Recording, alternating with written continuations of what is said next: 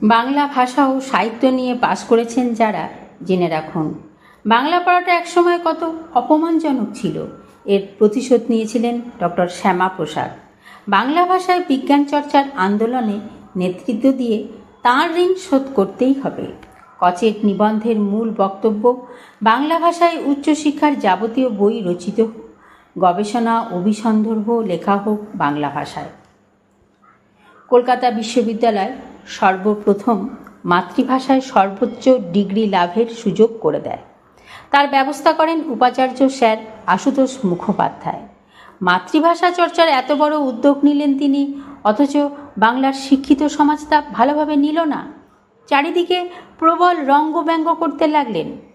উদ্যোগকে স্বাগত সমর্থন তো করলেনই না, উপরন্তু যারা বাংলা নিয়ে পড়ছেন তাদের যত্রতত্র অপমান করতে লাগলেন।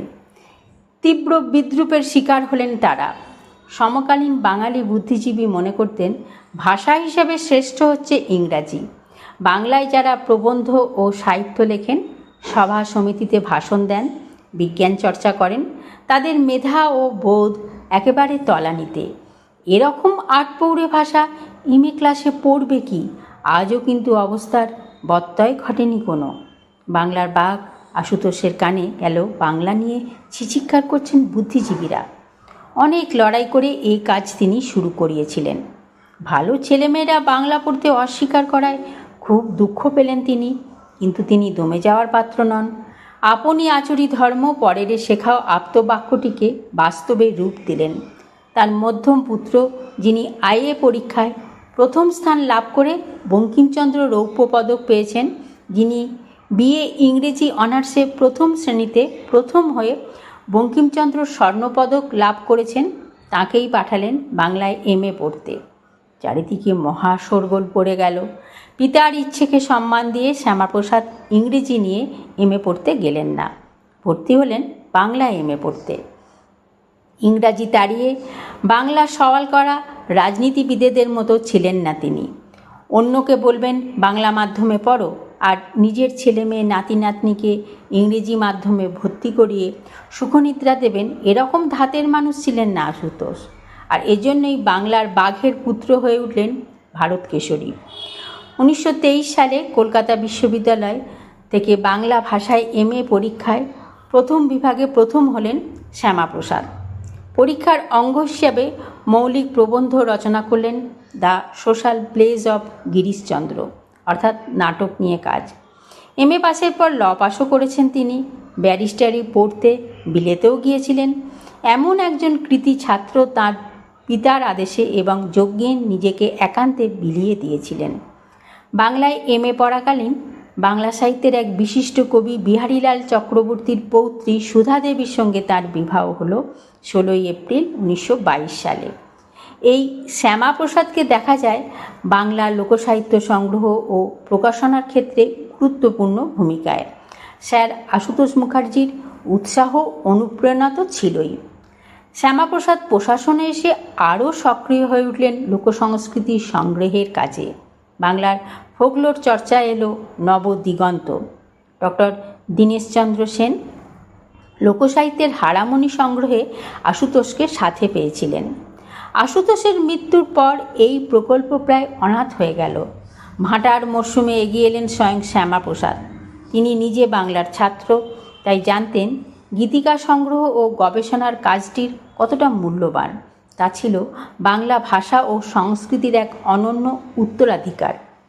নিজে বেঙ্গলি বেলার্স কমিটির চেয়ারম্যানের দায়িত্ব পালন করলেন। দীনেশবাবুর কাজ যথোচিতভাবে সম্পন্ন করতে অগ্রসর হলেন। সরকারি কর্তৃপক্ষকে বোঝাতে সক্ষম হলেন এই কাজের গুরুত্ব কতটা। তা হারিয়ে গেলে সাহিত্যের ইতিহাসে কী ক্ষতি। এতে কাজ হলো গীতিকা সংগ্রহ, গবেষকদের মাসিক ভাতার ব্যবস্থা করা গেল। সংগ্রহের কাজ এগুলো জোর গতিতে মুদ্রিত হতে লাগলো ময়মনসিংহ গীতিকা ও পূর্ববঙ্গ গীতিকার টেক্সট। শ্যামাপ্রসাদকে তাঁর উপাচার্যকালীন সময়ে বাংলা ভাষার জন্য আরও প্রশাসনিক কাজ করেছিলেন। মাতৃভাষাকে শিক্ষার বাহন তৈরির পৌরোহিত্য করলেন শ্যামাপ্রসাদ। তিনি সেই পুরোহিত যিনি মাতৃভাষা বাংলার মাধ্যমে ম্যাট্রিকুলেশন স্তরে পঠন পাঠন ও পরীক্ষা দেওয়ার বন্দোবস্ত করালেন। বাংলা বানান পদ্ধতি নির্ধারণে এগিয়ে এলেন, বৈজ্ঞানিক শব্দের বাংলা পরিভাষা রচনা ও সংকলনের নেতৃত্ব দিলেন, বাংলা ভাষায় পিএইচডি গবেষণাপত্র জমা দেওয়ার অনুমতি দিলেন। তিনি সেই সাহসী মানুষ যিনি বাংলা ভাষায় সমাবর্তন ভাষণ দেবার জন্য স্বয়ং রবীন্দ্রনাথকে কলকাতা বিশ্ববিদ্যালয়ে আমন্ত্রণ জানালেন। সমাবর্তন উৎসবে ভারতীয় পরিচ্ছদে গমনের কৃতিত্বও তাঁর। কলকাতা বিশ্ববিদ্যালয়ের প্রতিষ্ঠা দিবসে কুচকাওয়াজে বাংলা ভাষায় রচিত জাতীয় সঙ্গীত গীত হল। ছাত্রদের পরিধানে ধুতি পাঞ্জাবি, তারা গাইছেন রবীন্দ্রসঙ্গীত। বিশ্ববিদ্যালয়ের নথিপত্র থেকে জানা যায়, বাংলা ভাষার মর্যাদা বৃদ্ধির কোনো সুযোগ হাতছাড়া করতেন না প্রশাসক শ্যামাপ্রসাদ। এলাহাবাদ বিশ্ববিদ্যালয়ের সুবর্ণ জয়ন্তীর অনুষ্ঠানে তিনি কলকাতা বিশ্ববিদ্যালয়ের তরফে বাংলা ভাষায় অভিনন্দন বার্তা প্রেরণ করলেন। আপনাদের জ্ঞান সাধনা অক্ষয় ও জয়যুক্ত হোক, ইহাই আমরা সর্বান্তকরণে কামনা করি। লন্ডন বিশ্ববিদ্যালয়ের শতবর্ষ পূর্তি অনুষ্ঠানেও তিনি কলকাতা বিশ্ববিদ্যালয়ের উপাচার্য হিসাবে বাংলায় অভিনন্দন বার্তা লিখলেন 15 জুন 1936 সালে। লন্ডন বিশ্ববিদ্যালয়ের বয়ঃক্রম শতবর্ষ পূর্ণ হওয়ায় এই প্রাচ্যভূমি হইতে আমরা আনন্দ প্রকাশ করিতেছি এবং আমাদের আন্তরিক কামনা জানাইতেছি যে লন্ডন বিশ্ববিদ্যালয় জয়যুক্ত হোক, তাহার কর্মক্ষেত্রে বিস্তার লাভ করুক এবং তাহার শিক্ষা এবং জ্ঞান প্রচারের আদর্শ কালজয়ী হোক। যদিও উভয় ক্ষেত্রে বাংলার সঙ্গে ইংরেজি তর্জমা ছাপানো হয়েছিল, বাঙালি হিসাবে এটা গর্বের যে নাগপুর 1936, বোম্বাই 1937, পাটনা 1937, গুরুকুল 1943 বিশ্ববিদ্যালয়ের সমাবর্তন ভাষণদানে কলকাতা বিশ্ববিদ্যালয়ের উপাচার্য ডক্টর শ্যামাপ্রসাদ মুখার্জিকে আমন্ত্রণ বাঙালি হিসাবে আমাদের সম্মান বাড়িয়েছে। বাংলা ভাষার প্রভাব খর্ব করতে মুসলিম লীগ উর্দু একাডেমি গড়ে তুলে বাংলা ভাষা বিরোধী প্রচারাভিযান শুরু করেছিল। তার সঙ্গে ধর্মীয় আবেগ মিশিয়ে বাঙালি মুসলমানদের মধ্যে সাম্প্রদায়িকতার জাগরণের কৌশল নিল তারা। বাংলার মুসলমানদের মধ্যে প্রচার চালানো হলো বাংলা ভাষা ও সংস্কৃতি ইসলাম বিরোধী। শুধু মুসলিম তিনিই হবে যিনি উর্দু ভাষা ব্যবহার করবেন। ঐতিহাসিক ডক্টর রমেশচন্দ্র মজুমদার লিখেছিলেন, 19শ শতাব্দীতে বাংলার বহু সুসন্তান সমগ্র ভারতে এবং কয়েকজন সমগ্র বিশ্বে প্রসিদ্ধি লাভ করিয়া বাংলাদেশের মুখ উজ্জ্বল করিয়া দিয়াছেন।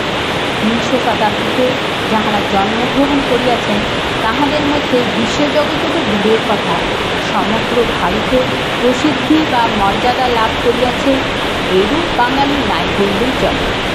ইহার এক ব্যতিক্রম শ্যামাপ্রসাদ মুখোপাধ্যায়। যে সমস্ত অধ্যাপক, শিক্ষক, গবেষক, ছাত্রেরা আজ বাংলা নিয়ে পড়ছেন তারা আজ ভুলে গেছেন শ্যামাপ্রসাদ ও আশুতোষ মুখার্জির কৃতিত্ব। যে বাংলা বিষয়ে পড়াটা রঙ্গব্যঙ্গের পর্যায়ে ফেলেছিলেন বাংলার বুদ্ধিজীবীদের একাংশ, তারা আজও সমানভাবেই সক্রিয়। অনেক বাঙালি বিদ্বজ্জনের বাংলা ভাষাটা ঠিক আসে না, তাদের ঔদ্ধত্য ক্ষমাহীন।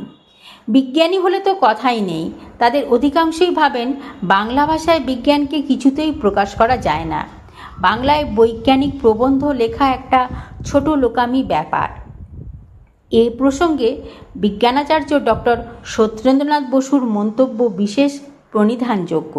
তিনি মন্তব্য করেছিলেন, যারা বাংলা ভাষায় বিজ্ঞানের তত্ত্ব ও সূত্রকে প্রকাশ করতে পারেন না তারা হয় বিজ্ঞান জানেন না, নতুবা বাংলা জানেন না।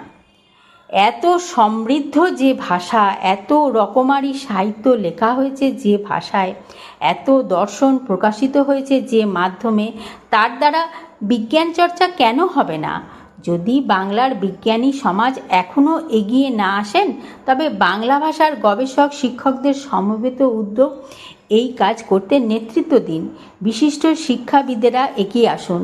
সমস্ত বিদ্যা শৃঙ্খলার জন্য কার্যকরী পরিভাষা, শব্দবন্ধ, বাক্য গঠনের রূপরেখা স্থির হোক। বিজ্ঞানের স্নাতক ও স্নাতকোত্তর স্তরে বাংলার একটি কোর্স থাকুক, যাতে বিশিষ্ট মানুষের বৈজ্ঞানিক প্রবন্ধগুলি স্থান পেতে পারে। কর্মশালার আয়োজন হোক দিকে দিকে। বাংলা বিদ্যাবিদেরা দেখিয়ে দিন তাদের পারদর্শিতা। বাংলা ভাষায় বিদ্যাচর্চা সম্ভব নয়, তা যতক্ষণ পর্যন্ত জগদ্দল পাথরের মতো বাঙালিদের মগজে গেঁথে থাকবে, ততদিন বাংলা ভাষার অধ্যাপক গবেষকরা বেংলার মেস্টার হয়ে ক্ষুদ্র নগণ্য হয়ে রয়ে যাবেন। শ্যামাপ্রসাদের চিন্তা চেতনা যদি কারো মনে এতটুকুও দাগ কেটে থাকে, তাহলে এই প্রচেষ্টার অবিলম্বে বাস্তবায়ন হোক। বাংলাদেশের কম মেধার বিজ্ঞানীদের চাইতে পশ্চিমবঙ্গ বিশ্বের নানান স্থানে অধিষ্ঠিত বাঙালি প্রবুদ্ধ মানুষের মেধা আরও ক্ষুরোধার। বাংলার যাবতীয় গবেষণাপত্র লেখার কাজ তাই শুরু হোক। প্রতিটি বিষয়ে প্রকাশিত হোক বিশ্বমানের গবেষণা পত্রিকা। ইন্টারনেট ঘাঁটলে যে অনাবশ্যক বিদেশি মিশ্রিত বাংলার অসংখ্য লেখাপত্র পাওয়া যায়, দুটি পংক্তি পড়ার পর সুখপাঠ্য মনে হয় না, তাকে ছাপিয়ে বিশুদ্ধ বাংলায় ভোরের পাখি গেয়ে উঠুক। বাংলার পণ্ডিত ব্যক্তিরা প্রমাণ করে দিন বাংলা ভাষায় এত দীনতা নেই যে তা অপ্রকাশ্য। কোনো অজুহাতই শুনবেন না, কাজ করে দেখিয়ে দিন। মাত্র 10 বছরে আরব্ধ কাজের যথাযোগ্য বোধন হয়ে যাবে। মাতৃভাষাকে যিনি মর্যাদা দিতে পারেন না, তিনি একজন ব্রততী, তিনি একজন আরোহী, তার লতিয়ে ওঠার মাচা করে দেওয়া দরকার।